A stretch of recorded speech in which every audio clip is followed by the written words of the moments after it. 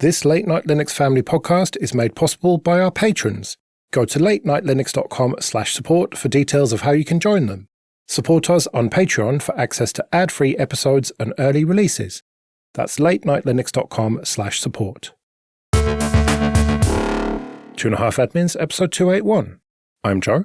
I'm Jim. And I'm Alan. And here we are again. And before we get started, your customary Clara article plug, Alan, is what we built, top ZFS capabilities delivered by Clara in 2025.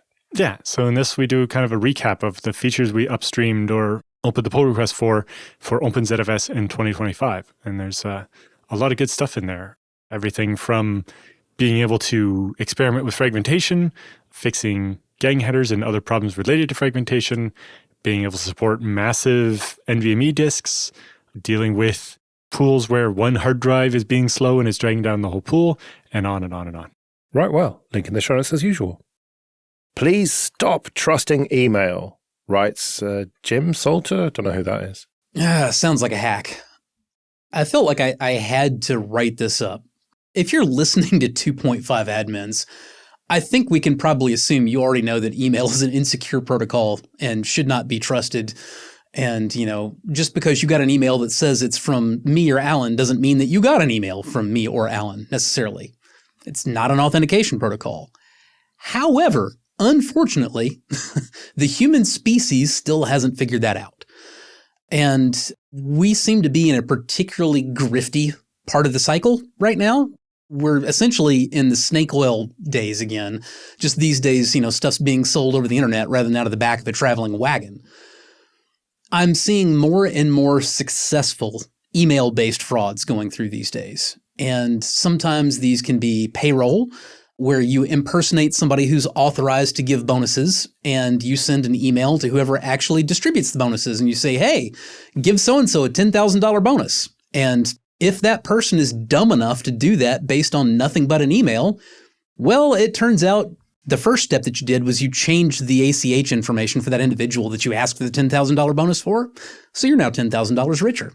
The same scam can be used to grab escrow money from real estate sales, to steal the payment for an entire engineering firm during the construction of a major project like a hospital or a school.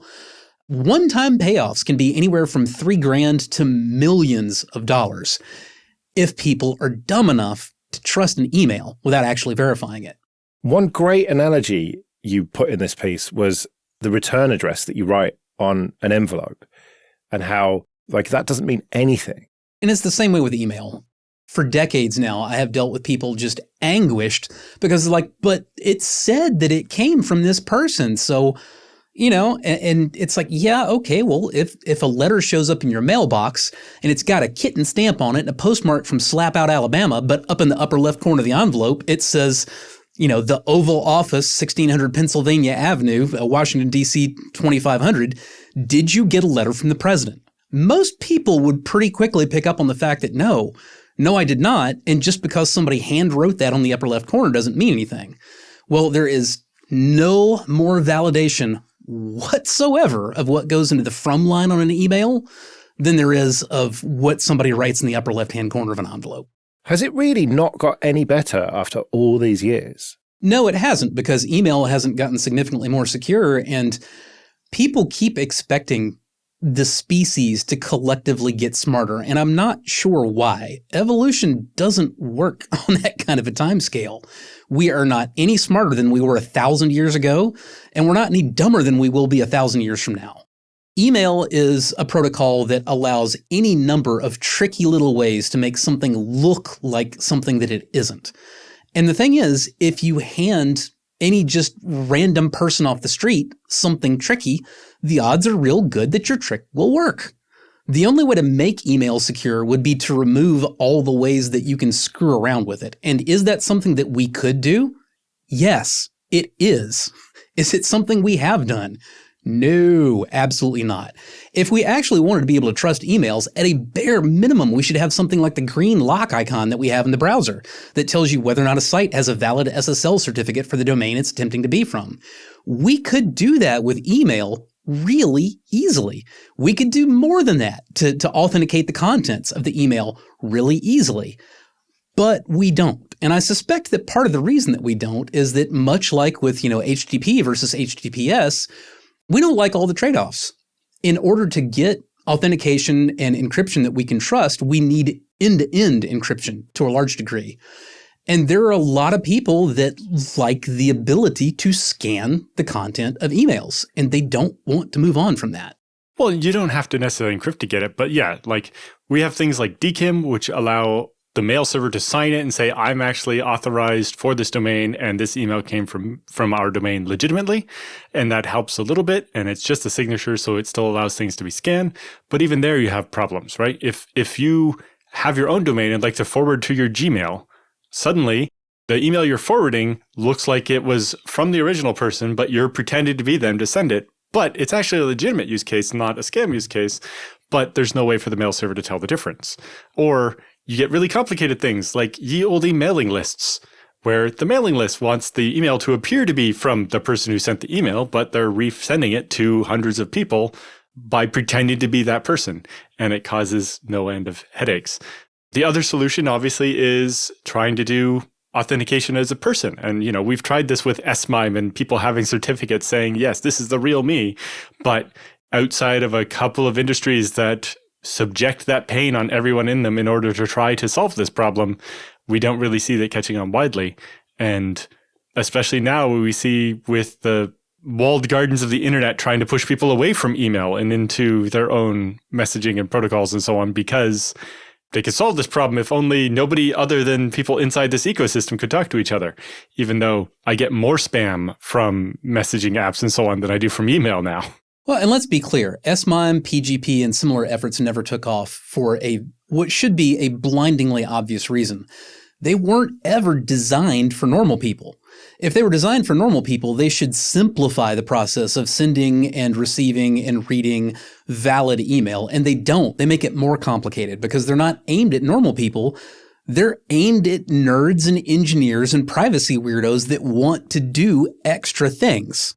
If you actually were aiming this solution at a normal person, again, the green lock icon in the browser is the perfect example. You want it incredibly simple. Green light, yes, we're sure we're as sure as we can be, this is legit. Yellow, I don't know. Red, do not trust it, go get help immediately. That is the most you can expect any normal human to ever get right as far as security goes. Green, yellow, red, and even that is arguably one light too complex. But you look at Gmail, and I presume they scan the headers and stuff, and sometimes it says, be careful with this email. This isn't from the person that it says it is. Like, there are some ways around this, aren't there? Somewhat, but like, to Jim's point, to do certificates or whatever properly, people would have to actually care for their certificate and not lose it. And your typical normie is like, oh, I want to just access my email on this other device that I've never used, and I don't want to have to use the first device to authorize the second device.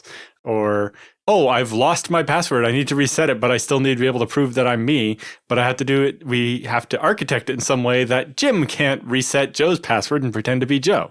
And all those problems. And even to Jim's point, sure, having the green lock icon on there would be great until somebody puts an email with a green lock in the subject line or in the header of the email, and somebody who doesn't know the difference between what part of the screen is from the email client and showing the right green lock and what part is the attacker controlled message. And then they put green locks all over the damn place and people don't know which one to trust. All of which is still aiming north of where you really need to aim as an attacker, because in actual fact, the most common successful email fraud that I see is there's no technical hacking of any kind whatsoever. You literally just write Joe Ressington in the from, and the actual email address that also shows in the from is like, I am a Nigerian scammer at, gmail.com. But the recipient doesn't care. They just see Joe Ressington and say, yep, this is from Joe. Part of that is certain email applications like Google and Apple and so on, trying to dumb it down and not show the email address, just the name. I can tell you for an absolute fact, even when the entire email address is visible, it has very little impact on the actual stats of people who fall for it. Either you're somebody who pays attention to that or you're not. Because I'm staring at one in my inbox that I remembered to dig out based on reading Jim's article. And there's an email from a billing department at made up company or whatever saying it's to my business partner. And then there's an email claiming to be from my business partner, but with the name of the company off by one letter. And it's my business partner or somebody pretending to be him claiming, could you please take care of the attached invoice now? We really need to pay this vendor. And creating that false sense of urgency and all the other signs of a scam. And yeah, you end up finding somebody trying to be helpful at a company and paying a random invoice that they weren't even expecting, let alone going to the ends Jim described of actually, finding a supplier of the company who they might actually be expecting an invoice from. And I've seen other ones, like literally my colocation provider has a giant warning on their invoice about how they didn't change their bank information because somebody with, an I replaced with an L for the domain name has been emailing everyone claiming to be from them saying, hey, our bank account changed to this. They were smart. They didn't even include an invoice. Just on your next invoice, make sure you send the money to this bank account instead so that they would maybe trick more people. Which brings us to Jim's title and conclusion of this article, which is don't trust email. Sure, but it goes beyond that. These scams also use AI voice emulation stuff to call people at these companies and use the CEO's voice to ask them to hurry up and pay this invoice for that vendor or hurry up and wire money over here. However, let's not focus on the tryhards here, because yes, there are people who will try going way above and beyond and doing AI impersonation or whatever, but the actual fact is those are rank amateurs because the amount of extra time they're spending on trying to craft the perfect attack isn't going to net them as much money as just doing it quick and sloppy to more targets. So please don't focus on how incredibly high-tech somebody might be able to get around you. And poor you can't possibly compete because you don't understand the technology, and understand that these scams are the exact same scams that were used with courier mail passed on donkeys in the Roman Empire, with telegraph, with, stuff sent over the Atlantic, letters sent on steamships. They are the same scams. They have not changed because the actual flaws being exploited have nothing to do with technology and everything to do with the human mind. Yep. If it was on official letterhead, it must be real, right? You're assuming that the target even bothers checking to see that the letterhead is official. But yes. Or that the official letterhead is from a company that actually exists. Yeah. But the final thing here is that, if you are in a position of having responsibility for distributing sums of money or other things of value, you should have a written policy. I do not do things based on email, and I do not send unverified email asking others to do things with money. Because the thing is, having that written policy and making sure that the people who you're business partners with understand, look, if you get an email that claims to be from me saying that, you should send money somewhere, do not trust that. That can make a big difference when a few years later, somebody impersonates you, emails that person, tells them to move money. Now, if they do it, you can point and say, look, I told you, don't ever do that based on email. That is an insecure mechanism. Whereas if you didn't have that policy in place already, in my experience, the company that screwed up is very likely to try to make it your problem with the reasoning, well, look, we sent the 10 grand off somewhere, so we paid the money like we were supposed to. It's not our fault if you didn't get it. Let's do some free consulting then. But first, just a quick thank you to everyone who supports us with PayPal and Patreon. We really do appreciate that. If you want to join those people, you can go to 2.5admins.com/support. And remember that for various amounts on Patreon, you can get an advert-free RSS feed of either just this show or all the shows in the Late Night Linux family. And if you want to send in your questions for Jim and Alan or your feedback, you can email show@2.5admins.com. Zachary writes, I have a question about setting up different DNS query blocking profiles per VLAN on my home network. I'm running an OpenSense router at home and have set up a couple of different VLANs, one for my work devices, one for IoT devices, one for the guest Wi-Fi access point, and another for the devices I use to administer the network.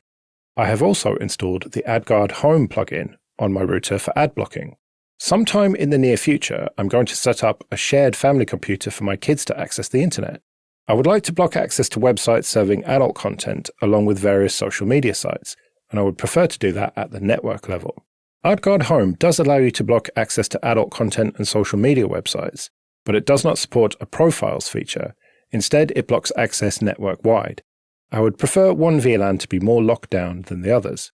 What is your recommendation for setting up such a scheme? Should I ditch AdGuard Home entirely and instead use Unbound directly? Is there some other option that I haven't thought of? Okay, there's a lot here. I think Alan is just champing at the bit to get straight to an answer, but I feel like we kind of need to acknowledge how many questions there are and how many different ways that we might answer them. And one is that I'm seeing the big stampede to VLANs, which I always question every time.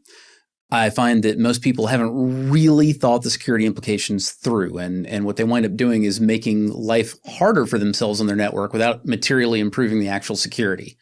In particular, if you have wired devices and you're controlling which VLAN your wired device is on by telling that wired device, hey, you're on VLAN 4 instead of VLAN 2 or whatever, that is not any additional security, because any compromise of that device can just change what VLAN that NIC is on anytime it wants to and be right on that VLAN. So for wired devices, at a minimum, you need, like, the VLANs have to be port locked. They have to be locked to actual ports on the switches, and the switches have to be isolated away from whoever you're worried about hopping VLANs. Because if they can get to the switches, again, they can just plug right into, one of the privileged ports and get to whatever they want to do. So all of this may not be a great option. Now, VLANs are handy for Wi-Fi because there's not really an easy way to just hop a VLAN from one Wi-Fi network to another, because you actually would need a different SSID. It's not just as simple as, typically it's not going to be just as simple as just changing the VLAN, on that profile and poof, you're on a different VLAN. So that is some added security there. The other thing is, all of this may be a little bit peripheral to the stated goals. I know you would like to do ad blocking and content filtering at the network level. Unfortunately, that's usually not going to be very practical in a home environment. In order to do that effectively, you really need to have access to the actual content being served. Simple DNS-based or even IP-based blocking is just, it's not granular enough. You can't block Reddit R porn without also blocking Reddit R NASA. And it may feel like these decisions are kind of easy when your kids are 3, but when they're 13, it's going to get a lot harder. And depending on what kind of parent you are, it may get pretty difficult for you to think that through, even when your kids are just like 5 or 6.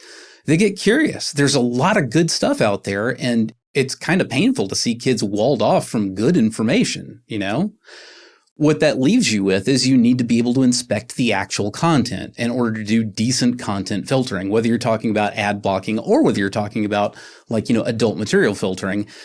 And to do that at the network level, you have to have a snake oil CA, and you have to have every device that's going to use that ad blocking service accept that snake oil CA as valid to issue every security certificate that you might encounter on the internet, so that device can decrypt it and then re-encrypt it to send it to you. All of this is a giant pain in the butt. It's very difficult to set up within a residence. Normally there's a lot of infrastructure going on when you're doing this kind of thing. You're setting up a certificate authority and you're enrolling devices in it. And it's too much for home, when instead you just use an endpoint based service. You install, a software family filtering application. I know it sounds really easy. Let's just do it on the network and it's one and done. And maybe it's further away from my kids, and I feel like I have less worry about my kids managing to monkey away around it. But ultimately, no, you pretty much need the endpoint stuff.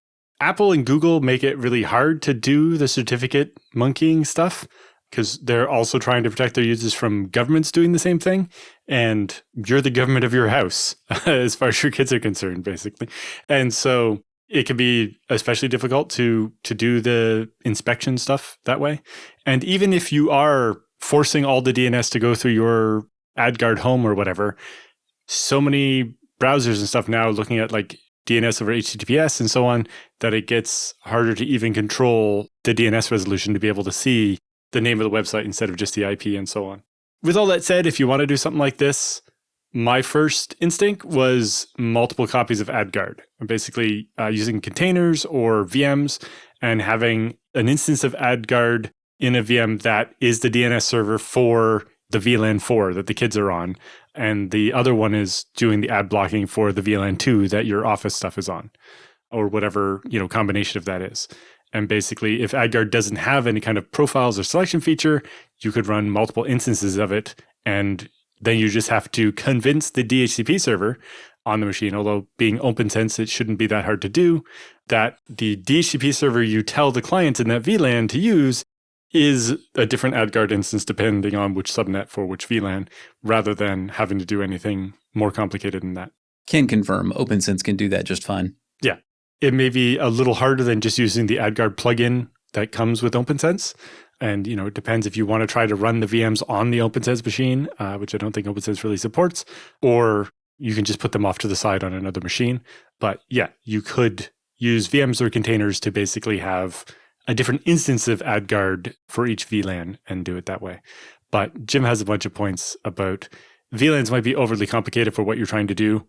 If the kids aren't going to change the IP address of their machine or the MAC address of the machines you're trying to filter, it's pretty simple to decide what sites they're able to go to from the network based on IP address rather than needing VLANs. But as Jim said, it's getting a lot harder to lock things down at the network level because everything is HTTPS now and DNS over HTTPS and all this. And so something much more endpoint based, while that maybe feels icky and so on, probably is going to be more successful and less maintenance. Then again, a big part of my growing up was figuring out how to get around the filtering at my high school, because it would accidentally block anything that had to do with games or a bunch of other stuff, not just adult content. I was just about to go there. I was just about to make the devil's advocate argument. On the other hand, you use very simple, just IP-based rules that all you got to do is just change your IP address and bam, you get to go to the websites daddy goes to. That's kind of a valuable learning experience to leave lying around, just in case any of your kids might be inclined to pick up on it. It does mean that you have to actually be involved. You have to pay attention to what they're doing. It's conversation. Yeah, I remember one friend whose parents had a router that turned the internet off at 10 p.m. every night. And it, helping him figure out ways to trick the router into not knowing what time it was or whatever. I instead chose to have a house where my children didn't hate me. Well, also, this kind of strikes me as another one of those problems that is not necessarily solved with technology. It might be solved more with conversations and culture within the household. I mean, I say this from my childless ivory tower, but if the kid is determined enough, they're going to find stuff that you don't want them to. As the resident parent of the group, absolutely. I am by far the, closer to the libertine of, the two of us, myself and Janice. I basically could see anything that I wanted to see when I was a kid, which was very shocking by the standards, of the time and place I grew up. I have always felt like, that was good for me. And, I, to the greatest degree possible, I want the same thing for my kids. I want them to be able to find things out. I don't want them to have, big nasty walls in their way everywhere. With that said, there is a bit of a difference even between, parents maybe letting their kids look at dad's Playboys or whatever when they're ridiculously young, and what your kids' eyeballs might get sandblasted with on Reddit on any given day. If you're paying just absolutely no attention whatsoever.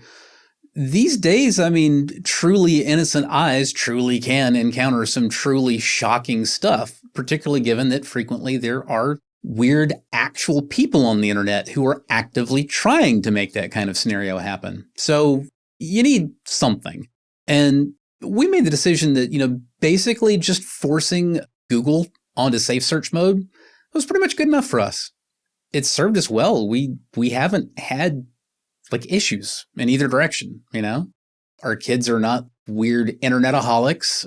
They're less online than I am. Yeah, I think up to a certain point, having the computer be in the living room or somewhere not sequestered off is usually the better defense against any of that kind of content than any amount of software.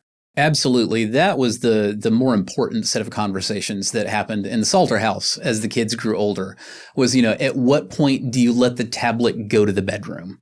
There's a certain age where it's It's like feeding, a fat dog, like, no, you get tablet times. Like, we give you the tablet and then we take the tablet away.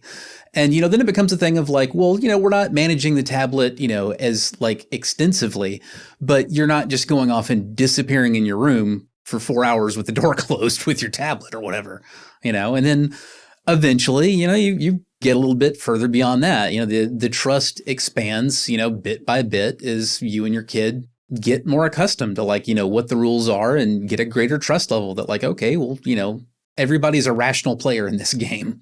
Not easy these days when all kids have phones, though. Well, that's the thing. If you raise them the way I was talking about, it's not necessarily that much harder with the phones, because by the time they get to the phones and by the time you've got the real concerns that you have about them with the phones, like those really kick in post-puberty, honestly. And you've had a lot of opportunities by that time to build a healthy relationship with like devices and screen time and alone time and like how to use the internet and how not to use the internet. And yeah, if you didn't use that time productively, you're going to be way behind and that's going to suck for you. But it is definitely possible to raise kids. God, I don't know. I don't want to sound like a granola crunching, earth mama or anything, but like you kind of, raise your kids like holistically, like mindfully, like with an idea of like, what is it going to be like to deal with this person at 10 based on how we're interacting at 5, at 15 from 10. Like you got to look a few years forward. You got to lead the target a little. Right. Well, we better get out of here then. Remember, show@2.5admins.com if you want to send in your questions or your feedback. You can find me at joelrest.com/mastodon. You can find me at mercenariesysadmin.com. And I'm at Alan Jude. We'll see you next week.